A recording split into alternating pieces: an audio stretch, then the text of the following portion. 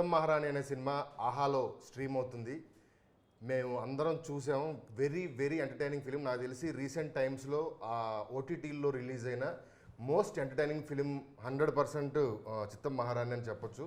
So ఆ team అందరం ఇక్కడ కూర్చున్నాం. యజుర్వేద్ రాజారాణి ఫేమ్ యజుర్వేద్ హీరోగా స్టార్ట్ అయిన సినిమా. అండ్ కాశీ గారు మా ఫ్రెండ్, ఆయన సుకుమార్ గారు అసోసియేట్. ఆయన డైరెక్ట్ చేసిన ఫస్ట్ సినిమా ఇది. సో ఆయన అండ్ ఈ సినిమాకి మ్యూజిక్ డైరెక్టర్ గౌరవ్ హరి గారు, ఈయన హనుమాన్ సినిమాకి ఇప్పుడు మ్యూజిక్ చేస్తున్నారు ఆయన. అండ్ వీళ్ళ కాంబినేషన్లో వచ్చిన సినిమా చిత్తం మహారాణి. సో దాని గురించి మీతో మాట్లాడడానికి ఇక్కడ అందరం కలిసాం. అండ్ ముందు టెక్నీషియన్స్తో మాట్లాడడానికంటే ముందు ఈ సినిమా చూసిన ఆది అండ్ రామ్ ప్రసాద్, అంటే ఈ సినిమాని నా ఫ్రెండ్ కాబట్టి నేను వచ్చాను, అలాగే మేమందరం ఫ్రెండ్స్ కాబట్టి ఆ సినిమాని సపోర్ట్ చేయడానికి వచ్చిన ఆదికి రామ్ ప్రసాద్కి థ్యాంక్ యూ చెప్తూ, సినిమా చూశారు మీరు, ఎలా ఉంది అది? నువ్వు నేను యాక్చువల్గా ఈరోజు నన్ను ఇక్కడ ప్రసన్న అన్న పిలిచాడనో లేకపోతే కాశీ అన్న నాకు తెలుసనో నేను ఇక్కడ రాలేదు. నేను చిత్త మహారాణిలో హీరోయిన్ వస్తుంది అనుకుని వచ్చాను. నాకు యాక్చువల్గా చిత్త మహారాణి నేను సినిమా మొత్తం చూస్తే నాకు హీరోయిన్ చాలా బాగా నచ్చింది. ఆ అమ్మాయి యాటిట్యూడ్ కానీ ఆ క్యారెక్టరైజేషన్ కానీ సీరియస్గా చాలా బాగా నచ్చింది నాకు. నేను ఆ అమ్మాయి కోసం వచ్చి ఆ అమ్మాయి లేకుండా చేశాను. మీరు ఆ అమ్మాయితో నెక్స్ట్ ఇంకో ఇంటర్వ్యూ పెట్టుకున్నారా నాకు తెలియకుండా? లేకపోతే మమ్మల్ని చూసి ఆ అమ్మాయిని పిలవడం మానేశారా? డౌట్ నాకు చిన్నది. యాక్చువల్గా సినిమా నేను 1 month బిఫోరే చూశానండి. నాకు అప్పుడు చూసినప్పుడు కూడా నేను కూడా ఆ అమ్మాయి యాటిట్యూడ్ కానీ క్యారెక్టరైజేషన్ కానీ ఆ అమ్మాయి బిహేవియర్, ఈవెన్ ఆ అమ్మాయికి డబ్బింగ్ చెప్పిన అమ్మాయి దగ్గర నుంచి నాకు కూడా పర్సనల్గా అమ్మాయి చాలా చాలా చాలా నచ్చింది. అండ్ ప్రసాద్, నువ్వు చెప్పి ఎలా ఉంది సినిమాని? కాశీ గారు, ఫస్ట్ ఆఫ్ ఆల్ కంగ్రాట్స్. ఎందుకు నాకు మీరు థియేటర్లో రిలీజ్ చేస్తుంటే ఇంకా పెద్ద సక్సెస్ చూసేవారు అనిపించింది. సో అంత మంచి సినిమా నేను చూసిన మధ్యన ఓటీటీలో. సో ఇతను ఎక్కడికి వెళ్ళినా ఇలాంటివి చెప్తుంటాడు. సేమ్ ఇదే మాట ఎంతమందికి చెప్పాడు. ఓటీటీలో రిలీజ్ అయిన ప్రతి సినిమా చెప్పాడు ఇది థియేటర్లోకి వస్తే బాగుంటుంది, థియేటర్లో రిలీజ్ ఇది ఓటీటీ అయితే బెటర్ అంటే. రీసెంట్ మా జబర్దస్త్ కూడా ఇంకా థియేటర్లో రిలీజ్ అవుతుంది. సో కంగ్రాట్స్ అండి. అసలు లాక్డౌన్ 2020లో తీసిన సినిమా ఇప్పుడు ఎందుకు ఇంత లేట్ రిలీజ్ చేసిన కూడా అడుగుతున్నాను. ఎందుకు? దానికి చాలా ప్రాబ్లమ్స్ ఉన్నాయన్న. సెకండ్ లాక్డౌన్ అయ్యాక షూటింగ్ స్టార్ట్ చేసి చాలా స్ట్రగుల్స్ పడుతూ చాలా చోట్ల పర్మిషన్స్ అవి సరిగ్గా కుదరక, మాకు రోడ్లు దొరక్క, పోలీసులు పర్మిషన్లు రాక స్లోగా కంటిన్యూ చేస్తూ తర్వాత పోస్ట్ చేయడానికే మాకు చాలా టైం పట్టింది. సో ఫస్ట్ లాక్డౌన్ బ్యాక్డ్రాప్లో కోవిడ్ టైమ్స్లో ఉన్న బ్యాక్డ్రాప్లో సినిమా చేయాలని ఐడియా ఎందుకు స్టార్ట్ అయింది? అందరూ దుప్పటి కప్పుకుని ఇంట్లో పడుకుందాం, ఈ హాల్లోంచి బెడ్రూమ్లోకి వెళ్తే కోవిడ్ వస్తుందేమో అని భయపడే రోజుల్లో మీరు కోవిడ్ బ్యాక్డ్రాప్ మీద ఒక సినిమా చేయడం కోసం ప్రీ ప్రొడక్షన్ చేయాలి. సినిమా అంటే నాట్ ఏ జోక్, అంటే ఒక 2 రూమ్స్లో అయిపోయే మ్యాటర్ కాదు అది. ప్రీ ప్రొడక్షన్ చేయాలి, లొకేషన్లు తిరగాలి, లొకేషన్స్ అన్ని మళ్ళీ మనం రాసుకోవాలి, టెక్నీషియన్స్ అందరినీ పూల్ చేయాలి, ఆర్టిస్టులు అందరిని ఒప్పించాలి, ఎవరు కావాలి, లైఫ్ అండ్ డెత్ ఉన్న టైం. అంటే నా పెళ్ళుంటేనే ఎవరు రాలేదు ఆ టైం. అంత టైంలో మీకు ఐడియా ఎక్కడ స్టార్ట్ అయింది, ఎలా మొదలైంది సినిమా? యాక్చువల్గా ఫస్ట్ ఈ కథ కాదు సార్, వేరే కథ రాసుకున్నా.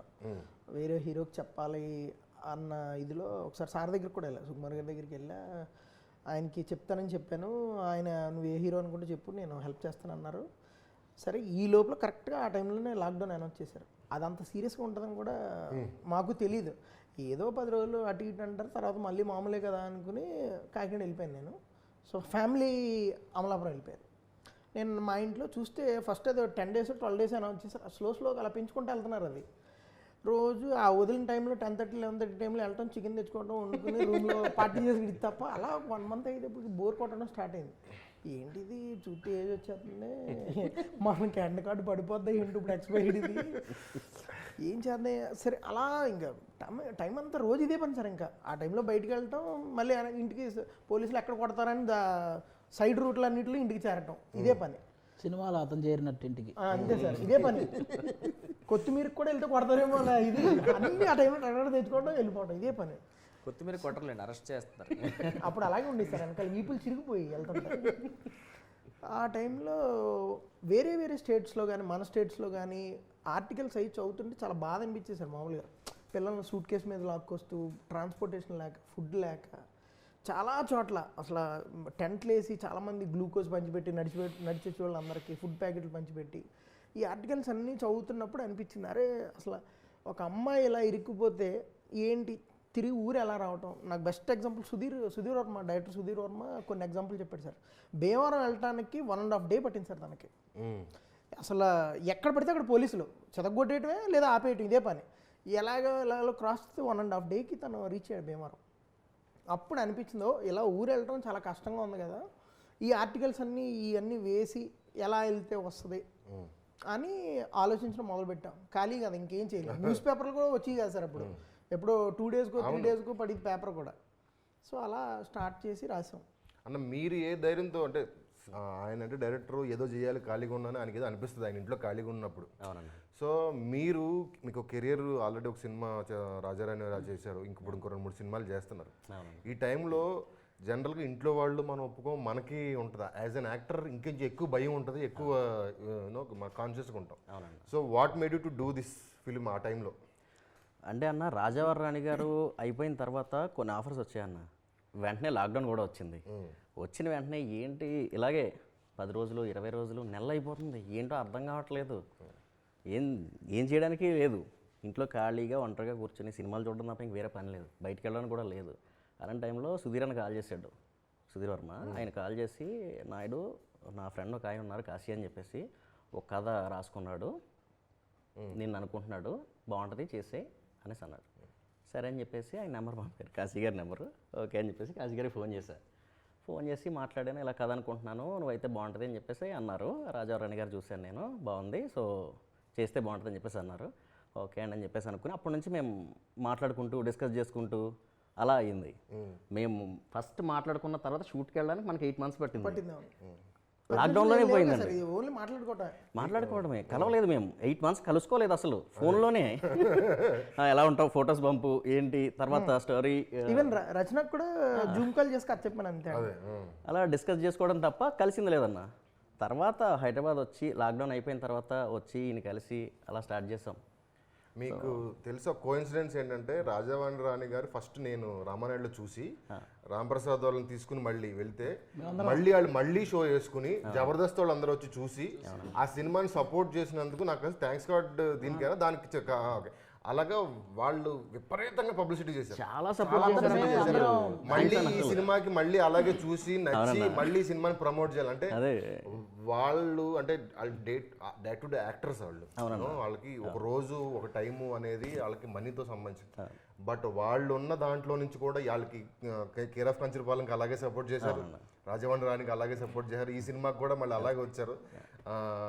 వాళ్ళకి మాత్రం నేను కూడా స్పెషల్ గా అదే చిన్న సినిమాలు అన్నిటికీ వాళ్ళు సపోర్ట్ చేస్తా ఉన్నారు. చిన్న సినిమాలు కదా బాగుంటేనే అదే రాజారాణి గారు చూసి చాలా మంది చూసినాడు. మళ్ళీ ఇప్పుడు మేము బాలయ్య సినిమాకి వచ్చి బాగుందని చెప్పి చూసినాడు, మళ్ళీ ఏదో చెప్పావు ఏం చేయాలి అందుకని.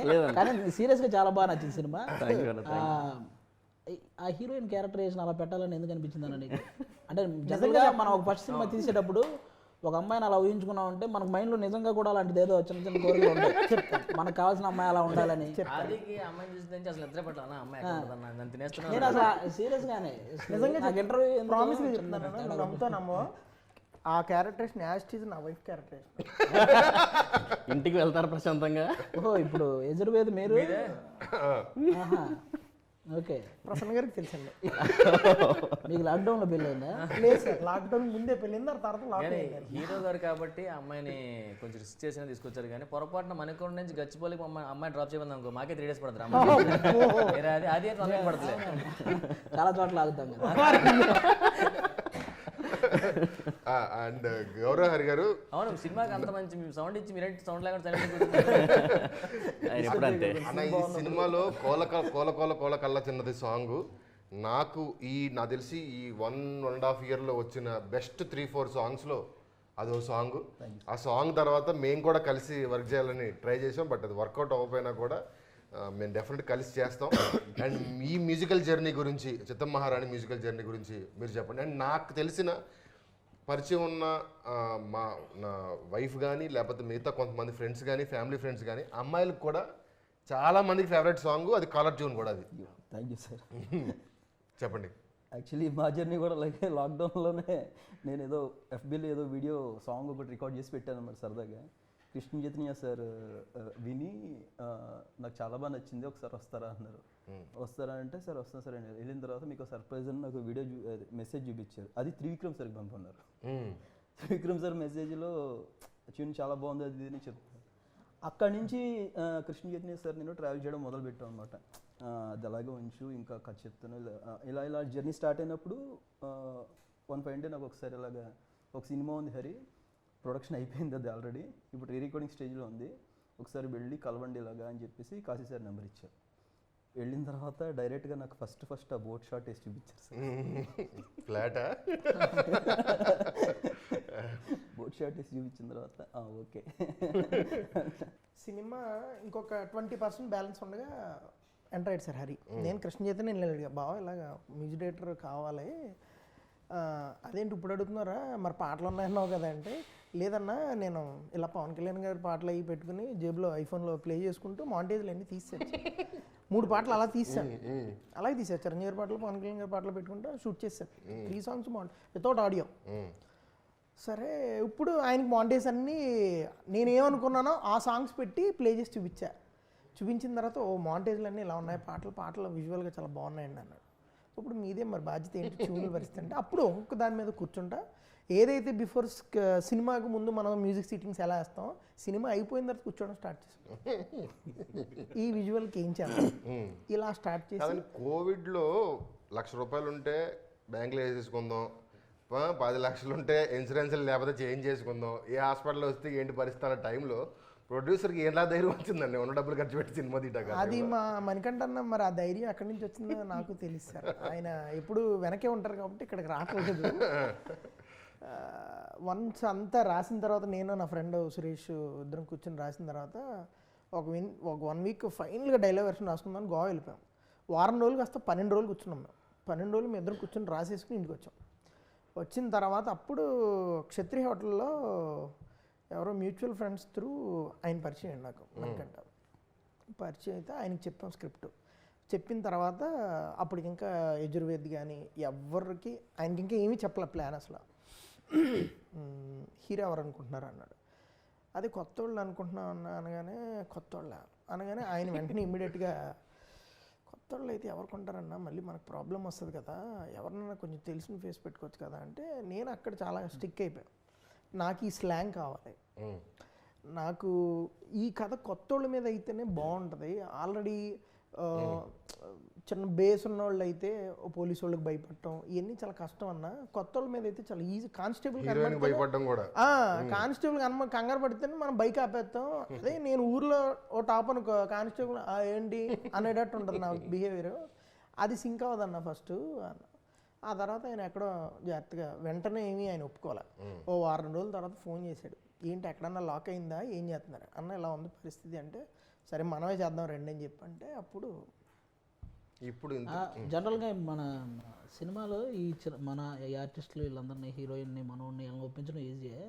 సునీల్ అన్నని ఎలా ఒప్పించారు ఈ సినిమా? సునీల్ అన్నని ఇది ఎలా అంటే అన్న, సునీల్ గారి క్యారెక్టర్ ఇంకా షూట్ చేయలేదు అన్నప్పటికీ మేము యాక్చువల్గా అంటే మేము వేసుకున్న బడ్జెట్కి ఇలా నార్మల్ కెమెరాస్తోనే సోనీ A7S2 బ్లాక్ మ్యాజిక్తోనే షూట్ చేసాం. పాపం ఆయనకి ఈవేళ హెల్త్ బాగాలేదు, డిఓపి రాలేదు, కానీ ఆయన గురించి కూడా 2 ముక్కలు చెప్పాలి అలాగో. సో ఒక పోలీస్ ఆఫీసర్ క్యారెక్టర్ ఒకరితో అనుకున్నాను. బడ్జెట్ చాలా తక్కువ, మనకు అంత బడ్జెట్ లేదు, ఆయనతో షూట్ చేద్దాం అనుకున్నాను. మా ప్రొడ్యూసర్ ఒప్పుకోలే. అన్న నువ్వు ఇలా తీసావంటే ఇంకా అసలు ఇది నేను ఎక్కడ అమ్ముకోలేను, నేను నా మాట విను, ఇలా వద్దు, సునీల్ గారి దగ్గరికి వెళ్దాం, నాకు కలర్ ఫోటోకి ఆయన వల్ల చాలా హెల్ప్ అయింది, నేను తీసుకెళ్తాను రండి అంటే, ఆయన దగ్గరికి వెళ్ళి రషెస్ అన్నీ చూపిస్తే ఆయన చూసి చాలా బాగుంది తమ్ముడు, లైన్ ఏంటి అని అడిగాను. 10 నిమిషాలు చెప్పానండి. ఆయన అప్పుడు ప్రసాద్ ల్యాబ్లో డబ్బింగ్లో ఉన్నారు, బయటకు వచ్చి 10 నిమిషాలు విని నేను చేస్తాను అన్నారు. అంతే. ఆ తర్వాత ఆయన వచ్చి, సో ఎప్పుడైతే ఆయన వచ్చారో కెమెరా మారింది, పెద్ద కెమెరా తెప్పించారు. మన హీరోకి కథ చెప్పారు, ఆ అబ్బాయిని అనుకున్నారు ఫలానా కావాలని. సో అలాంటి యాటిట్యూడ్ ఈ అమ్మాయికే సెట్ అవుతుందని చెప్పి మీకు ఎలా అనిపించింది? అలా అని కాదు సార్, 2-3 ఫస్ట్ అడిగాం చేయమని. అంటే అందరూ చాలా ఎక్స్పెన్సివ్గా ఉన్నారు, బయట నుంచి ఇక్కడికి రావడం, తెలుగులో కూడా చాలా చాలా కష్టపడ్డాను అమ్మాయిని పట్టుకోవాలంటే. అదే ఆఖరికి మేము మొన్న వచ్చిన రీసెంట్ హిట్ ఫోన్స్ మీద ఏంటి వచ్చింది సినిమా,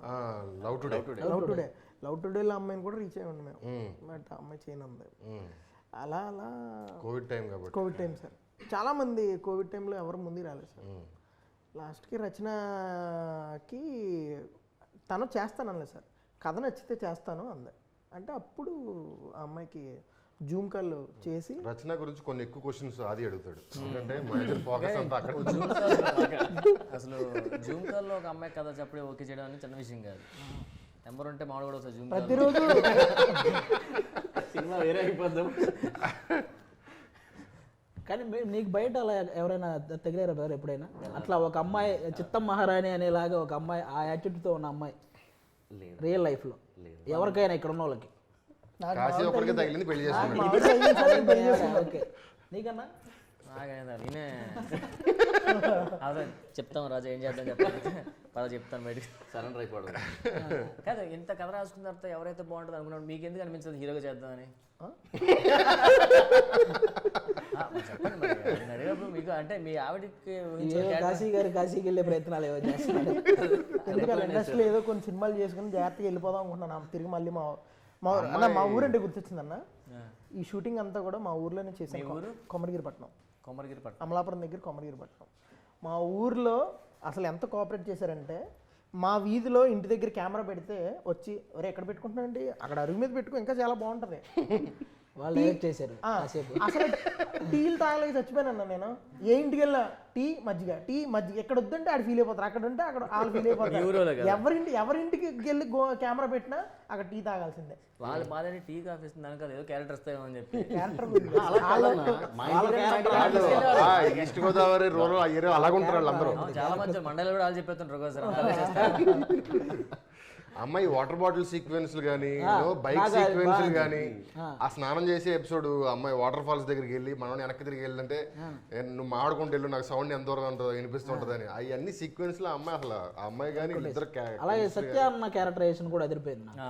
సత్య అన్న కామెడీస్ అంటే ఆ ఫ్లాష్ కట్ లో చూపించినప్పుడల్లా మనోడు ఏ గెటప్ లో ఉంటే అతను ఆ గెటప్ లో, ఆ మెకానిక్ అయితే అతను మెకానిక్ లా రావడం. సత్య అన్నది చిత్ర విచిత్రంగా 2 రోజులు డేట్లు దొరికినాయి.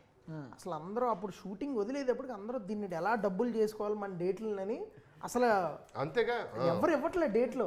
ఆ టైంలో సత్య నా కోసం 2 రోజులు చాలా క్లోజ్, నాకు రిలేషన్ కూడా ఉంది నా కోసం. మమ్మల్ని ఎందుకు పెట్టుకోలేదు సినిమాలో అదో క్వశ్చన్? అప్పుడు పరిచయం లేదు, ఎక్స్పెన్సివ్ కదా. ఏం లేదు, పార్ట్ 2 తీస్తే చేసేస్తా ఇద్దరం. మూవీ ఎన్ని రోజులు అండి మొత్తం షూట్? 47 రోజులండి, 47 days. కాదు ఇది లాక్డౌన్ మీద నడుస్తుందనేనా హీరో గడ్డం చుట్టూ ఇలా పెట్టారు సినిమాలో? అలా ఏం లేదు సార్. హీరో పేదోడు పెంచుతారన్నా ఏమో చెప్పారు పెంచాము. జుట్టు గడ్డం అన్ని పెంచి కొంచెం జిమ్ అది చేసి దగ్గర చేయించారు. అంటే రాజవారి రానివారిలో బాగా బాయ్ నెక్స్ట్ డోర్ లా ఉంటాడు కానీ చాలా చిన్న కుర్రోడు. కానీ సీరియస్ గా 2 hours సినిమాని హోల్డ్ చేయటం మామూలు విషయం కాదు. పైగా ఏంటంటే వీళ్ళిద్దరు ఫస్ట్ హాఫ్ అంతా వీళ్ళిద్దరు జర్నీనే ఉంటుంది బైక్ మీద. ఓన్లీ ఆ లీడ్ పేరు ఇద్దరే సినిమాని హోల్డ్ చేయాలి. అది గనక యాక్టింగ్ విషయంలో ఏమాత్రం డుమ్మా కొట్టేవాళ్ళు ఉన్నా కూడా అసలు ఈ సిట్టింగ్ ఉండేది కాదు. ఎందుకంటే ఓటీటీ అన్నారు, టీవీ మన చేతిలోనే ఉంటుంది, కావాల్సినప్పుడల్లా చూసుకోవచ్చు, ఇప్పుడు ఆపేసి మళ్ళీ రేపు చూడవచ్చు అని. కానీ ఒక్కసారి ఓపెన్ చేశాక సినిమా అయిపోయిన దాకా చూడాలనిపించింది. అంటే ప్రతి ఫ్రేము అంత బాగుంది, వాళ్ళ యాక్టింగ్ అంత క్యూట్గా చేశారు, హీరో కానీ ఆ అమ్మాయి కానీ ఇద్దరు ఎరక్కొట్టేశారు. అంటే వాళ్ళిద్దరి మీద అంతసేపు రన్ అవుతుంటే అలాగే చూడగలిగామంటే ఇద్దరు బాగా పర్ఫామ్ చేసినట్టే కదా. యాక్చువల్ పర్ఫామ్ చేశారు, డైలాగ్స్ బాగున్నాయి, రాసుకున్నారు ఒకటి.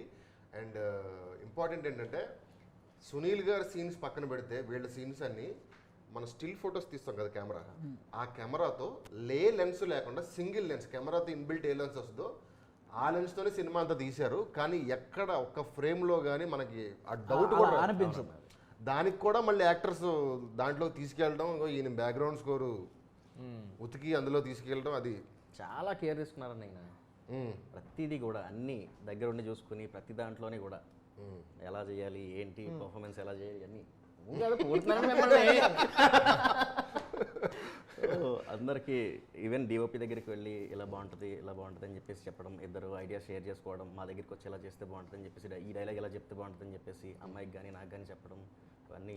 అండ్ క్లైమాక్స్ 1/2 గంట ఎపిసోడ్ ఎమోషనల్గా కానీ ఆ కంక్లూజన్స్ ఏవైతే ఉన్నాయో, నాకు వచ్చిన ఫస్ట్ మెసేజ్ చిత్తమహారాణి ఓటీటీలో స్ట్రీమ్ అవడం స్టార్ట్ అవ్వగానే వచ్చిన 4 hours ఫస్ట్ మెసేజ్ కాశీకి ఫార్వర్డ్ చేశా. అన్న క్లైమాక్స్ ఎరగొట్టేహాడు మీ ఓడు దగ్గర చాలా విషయం ఉందన్న అని కాశీ గురించి మెసేజ్ వచ్చింది. అది నేను ముందే చూశాను కాబట్టి నేను ఇప్పుడు చూసి ఇంకెక్కువ మాట్లాడేవాడిని. బట్ మీరు చెప్పండి what is the best scene, మీరు ఈ సీన్ నేను చేయడానికి ఒక ఎక్సైటింగ్గా ఒక రాత్రి మనం నిద్రపోతాం, రేపు పొద్దున ఈ సీన్ ఉంది ఎరగదేదా ఈ సీన్ అన్న ఫీలింగ్, అలాంటి సీన్ ఏంటి, అలాంటి మూమెంట్స్ ఏముంటాయి? అదైతే ఖచ్చితంగా హాస్పిటల్ సీన్. ఈయన చెప్పారు కొంచెం బొగ్గలవి ఎక్కువ ఉన్నాయి, ఇప్పుడు పెద్దగా ఉన్నావు కదా, సో ఇది ఒక 3 సంవత్సరాల ముందుకు వెళ్ళాలి, 4 సంవత్సరాల ముందుకు వెళ్ళాలి, వెనక్కి వెళ్ళాలి, సో ఇప్పుడు నువ్వు కొంచెం స్లిమ్ అవ్వాలి అని చెప్పేసి అన్నారు. టైం లేదు, వారం రోజులు టైం ఉంది షూట్కి, తినడం మానే అన్నారు. అది చేశాడు. తినడం మానే షూటింగ్ ముందు 5 days, అది కూడా లాక్డౌన్లో తినడం మానడం అంటే కష్టం, ఎందుకంటే అది ఒకటే చేసాం. షూట్కి ముందు 5 రోజులు food only water, coconut water అన్న. అంతే. 5 రోజులు భోజనం లేదు. పోయింది మొత్తం, కళ్ళు లోపలికి పోయి ఇవన్నీ పోయి, ఇంకా యాక్సిడెంట్ అయితే ఎలా ఉంటాడో బెడ్ మీద అలాగే ఉన్నా. ఇంకా వెళ్ళి ఈయన అక్కడికి లొకేషన్కి తీసుకువెళ్ళి, ఫస్ట్ డే షూట్ చేసిన రోజు కాకుండా ముందు రోజు లొకేషన్ తీసుకెళ్ళి సేమ్ లొకేషన్ లేసిన హాస్పిటల్ కాకుండా నిజంగా హాస్పిటల్కి వెళ్ళాల్సిన పరిస్థితి. లొకేషన్ అనుకున్న హాస్పిటల్కి వెళ్ళి ముందు రోజు రిహార్సల్ చేసాం. Okay, without camera. ఇలా రా, ఇక్కడ ఉంటుంది, మనుషులు ఇక్కడ ఉంటారు, వీళ్ళు ఎక్కడ ఉంటారు, వాళ్ళు అక్కడ ఉంటారు, వీళ్ళు అక్కడ ఉంటారు, నువ్వు ఇక్కడ నుంచి పడుతూ సిలైన్ బాటిల్ ఎలాడుతూ వస్తుంది, నువ్వు పడు అని చెప్పి అంటే దీని మీద చాలా సార్లు పడ్డాడు ఆ రోజు రిహార్సల్ రోజులో. ఇవి నాకు తెలిసి పచ్చడి అయిపోయి ఉంటాయి చాలా. మీరు కూడా మానేశారు తిన్నా 5 days? లేదు. లేదండి ఇంకా ఈయనది కూడా ఆయన కవర్ చేసి కాదు, నా ముందు కూర్చొని తినేవారు. ముందు కూర్చొని తింటే ఎలా ఉంటుంది మాకు. యాక్చువల్గా చాలా సీన్లు విలేజ్లోనే తీశారు కదా, ఆ విలేజ్లో జరిగిన ఫన్నీ మూమెంట్స్ ఏమైనా ఉన్నాయా? విలేజ్లో కాదు కానీ మన సీలేరు గుర్తుందా మీకు? డిసెంబర్ అన్న ఫుల్ ఫాగ్ ఉంటుంది, ఈవెన్ వెళ్ళడానికి కూడా. ఇది నేను చెప్పాలి, ఇది సార్ సాంగ్లో కొన్ని మాంటేజ్లో ఫాగ్లో బైక్ వచ్చే షార్ట్స్ ఉన్నాయి. ఆ షార్ట్స్ తీయటానికి మార్నింగ్ 7:30, 8 అయ్యేటప్పుడు ఫాగ్ ఉండదు రోడ్ మీద, కానీ అది ఫాగ్లోనే తీయాలని నా కోరిక. ఎర్లీ మార్నింగ్ తీస్తే సన్ రైజ్ కాల్షీట్ వేస్తారు, అలా కాకుండా అందరినీ రిక్వెస్ట్ చేసి హోటల్లోనే 3:30కి అందరినీ లేపేసి మేకప్ వీళ్ళని ప్రొడక్షన్ బాయ్ని ఒకటి లేపి టీ కాఫీ హీరోకి, హీరోయిన్కి, నాకు, డిఓపికి ఇచ్చి వీళ్ళకి మేకప్ వేసి అందరూ పడుకునేవారు. ఒక కారు ఈ బండి వేసుకుని వీళ్ళిద్దరిని బండి మీద రమ్మని ఒక కారులో వెనకాల మేము డిక్కీ లిఫ్ట్ చేసుకుని కారు వేసుకుని బయలుదేరిపోయాం. అలా 1.5 గంట ఆ చీకట్లోనే షూట్ చేసుకుంటే వెళ్తానే ఉన్నాం. వీళ్ళ చేతులు నాకు తెలియదు, నేను కార్లో కూర్చొని నాకు అసలు చలిగా ఉందని తెలుసు తప్ప సిచ్యువేషన్ ఎలా ఉందో నాకు తెలియదు. ఒక అరగంట అయిపోయిన తర్వాత బండి రాట్లా, ఏంటి ఈ పొగలో వీళ్ళు ఎక్కడన్నా నాకు అద్భుతమైన మ్యాటర్ చెప్తాను, నా లాస్ట్లో రివీల్ చేస్తాను కూడా. రావట్లేదని కారు వెనక్కి వెళ్తే వీళ్ళు శాలువా కప్పుకుని రచన మనోడేమో బండి స్టార్ట్ చేసి ఈ ఇంజిన్ ఉంటుంది కదా దాని మీద డైరెక్ట్ చేతులు పెట్టాడు. ఇంజిన్ వేడిగా ఈ ఫింగర్స్ మూవ్ అవ్వట్లేదు, బిసిపోయింది సార్. నేను ఎక్స్పీరియన్స్ చేశాను సార్. అందులోనూ బైక్ మామూలు మనం వెళ్తే కాదు కానీ బైక్ డ్రైవ్ చేస్తున్నప్పుడు వచ్చి మన గాలంతా చల్లగా మన చేతులు తగులుతుంది. నాకు ఫస్ట్ టైం అలా మొదలైన సినిమా చూసి నైట్ షో వేస్తే 1 o'clockకి వెళ్తున్నా, కేబీఆర్ పార్క్ చుట్టూ రౌండ్ తిరిగి వెళ్తుంది. ఫుల్ రౌండ్ తిరిగేసరికి ఇవి రావట్లేదు, ఇలా తీసి బయటికి ఇంటికి వెళ్ళి గ్యాస్ స్టవ్ ఆన్ చేసి గ్యాస్ స్టవ్ ఇదొకటి అన్న, చింతపల్లి అడవుల్లో ఆ ఘాట్స్లో వెళ్ళాలి సీలేరుకి వెళ్ళడానికి. ఆ రోజు నైట్ భోజనం చేసేసి వెళ్తున్నాము, ఈయన కార్లో ఉన్నారు, నేను కార్లో ఉన్నాను, ఈయన కనిపించట్లే ముందు. మేము మెల్లగా వెళ్ళిపోయాం. ఆటోలోని బండి పెట్టుకుని వచ్చారు కొంతమంది ప్రొడక్షన్ బాయ్స్ వెళ్తున్నారు. మేము వెళ్ళిపోయాము, షూట్కి వెళ్ళిపోయాము, లొకేషన్కి వెళ్ళిపోయాము, కెమెరా వచ్చేసింది, అన్నీ వచ్చాయి, బండి రావట్లేదు. ఈయన ఫోన్ చేసేస్తున్నారు, మేనేజర్కి ఫోన్ చేస్తున్నారు, ప్రొడ్యూసర్కి ఫోన్ చేస్తున్నారు, బండి రాలేదు. కూర్చున్నాం, ఏమైందో తెలియదు. 12 గంటలకి ఫోన్ వచ్చింది, యాక్సిడెంట్ అయిందంట బండికి అని చెప్పేసి. అంటే ఆటో వెళ్ళిపోయింది లోయలోకి. ఆ పొగలో ఏం మాకేం కనిపించింది సార్ అసలు. మీరు చింతపల్లి అడవిలోంచి వెళ్తుంటే పొగ తప్ప ఇంకేం కనపడదు. ఇంకా వెళ్ళిపోవటం అలా గుడ్డెద్దు వెళ్ళిపోయింది. వెళ్ళిపోతే ఆ మనుషులు ఏమైపోయారని మేము కంగారు పడ్డాం. తెరా చూస్తే మా ప్రొడ్యూసర్ వాళ్ళంతా వెళ్ళారు. వెళ్తే వాళ్ళు ఏంటంటే పడిపోయి అలా ఉండిపోయారు, అరుస్తూ ఉంటే అటువైపు వెళ్ళే స్మగ్లర్స్ వాళ్ళని తీసుకుని వాళ్ళ ఇంటికి తీసుకెళ్ళి వాళ్ళకి ఫుడ్ టేక్ చెట్లు కోసుకెళ్తారు కదా వాళ్ళు సేవ్ చేశారు. తీసుకెళ్ళి ఇంటికి భోజనం పెట్టి వాళ్ళు అలా ఉంటే పొద్దున్న 12 గంటలకు లేచి వాళ్ళు ఫోన్ చేశారు. ఇలా అయిందని మాకు తెలియదు, చెప్పలేదు. వాళ్ళు ఫోన్ చేసి సిగ్నల్స్ ఉండవు అక్కడ, కంగారు. బండి ఫుల్ డ్యామేజ్ అయిపోయింది సార్. ఆటో చేయాలో తెలీదు, ట్యాంకు మొత్తం అన్నీ పోయినాయి. మళ్ళీ అక్కడ చిన్న టెంకరింగ్లు అవి చేసి ఆ రోజు షూట్ అంతా వేస్ట్ అయిపోయింది సార్. కానీ అప్పుడు కూడా వదలలేదు ఈయన. బండి మూవ్ అవ్వకుండా ఉండే సీన్స్ ఏమున్నాయో చూసుకుని లిస్ట్ రాసుకుని, సురేష్ ఇలా రా అని చెప్పేసి లిస్ట్ రాసుకుని ఈ చేయండి అని చెప్తాను. బండి కదలదు, అక్కడ ఉండాలి. కానీ నేను ఇలా మేకింగ్ ఫొటోస్ కానీ వీడియోస్ కానీ అవన్నీ చూసా. ఈ సినిమా నాకు తెలిసి out of passion, out of love, cinema ఖాళీగా ఉండకుండా అందరూ లైఫ్ గురించి ఆలోచించి ఇంట్లో దాక్కున్న రోజుల్లో వాళ్ళందరూ లైఫ్ రిస్క్ చేసి కెరియర్ ఫామ్ చేసుకోవటానికి ఇతను కానీ వీళ్ళు కానీ అందరూ రిస్క్ చేసిన దానికి ఈరోజు బయట రివ్యూస్ కూడా అదిరిపోతున్నాయి. చూసిన ప్రతి వాళ్ళు స్టేటస్లు పెడుతున్నారు సినిమా బాగుందని. సో ఈ సినిమా ఇంకా బాగా అందరికీ రీచ్ అవ్వాలి. సునీల్ గారి క్యారెక్టర్ ఎక్స్ట్రాడినరీ క్యారెక్టర్. నేను మళ్ళీ రిపీట్ చేస్తున్నా, ఓటీటీల్లో ఈ మధ్య కాలంలో వచ్చిన అన్ని సినిమాల కంటే మోస్ట్ ఎంటర్టైనింగ్ సినిమా చిత్తం మహారాణి. సో ఇది ఆహాలో స్ట్రీమ్ అవుతుంది అండ్ టీం అందరికీ all the best and please do watch చిత్తం మహారాణి ఇన్ ఆహా. చిత్తం మహారాణి ఆహాలో స్ట్రీమ్ అవుతుంది, డోంట్ మిస్ ఇట్.